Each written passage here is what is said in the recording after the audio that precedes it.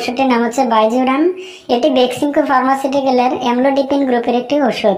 তো বন্ধুরা, এই ওষুধের মধ্যে দুটি উপাদান রয়েছে। একটি হচ্ছে অ্যামলোডিপিন 5 মিলিগ্রাম এবং অপরটি হচ্ছে উলমেসার্টান মেডোক্সিমিল 20 মিলিগ্রাম। অ্যামলোডিপিন একটি ড্রাই হাইড্রোপিরিডেন ক্যালসিয়াম চ্যানেল ব্লকার, যা ভাস্কুলার এবং কার্ডিয়াক মাংসপেশির নরম কোষগুলিতে ক্যালসিয়ামের প্রবেশে বাধা প্রদান করে। ভাস্কুলার মাংসপেশি থেকে হৃৎপিণ্ডের মাংসপেশির প্রতি এর কার্যকারিতা বেশি। অ্যামলোডিপিন পেরিফেরাল আর্টারি ভেসোডাইলেটর, যা ভাস্কুলার মাংসপেশির উপর সরাসরি কাজ করে, ফলে পেরিফেরাল ভাস্কুলার রেজিস্ট্যান্স এবং রক্তচাপ দুটি কমে যায়। তো বন্ধুরা, যে সমস্যায় এই বাইজুরাম ট্যাবলেটটি নির্দেশিত, এই ওষুধটি মূলত হাইপারটেনশন, উচ্চ রক্তচাপ চিকিৎসায় এটি নির্দিষ্টভাবে নির্দেশিত। এছাড়াও হার্ট এর উচ্চ রক্তচাপ জনিত বুক ব্যথা, মাথা ঘুরা, বমি বমি ভাব, হার্ট অ্যাটাক ও স্ট্রোকের ঝুঁকি কমাতে এই ট্যাবলেটটি ব্যবহার করা হয়। ট্যাবলেটটি খাওয়ার নিয়ম: এই ট্যাবলেটটি কেবলমাত্র প্রাপ্তবয়স্কদের ক্ষেত্রে নির্দিষ্টভাবে নির্দেশিত। এটি শিশুদের জন্য প্রযোজ্য নয়। প্রাপ্তবয়স্কদের ক্ষেত্রে প্রতিদিন একটি করে একবার ট্যাবলেটটি খাওয়া যাবে।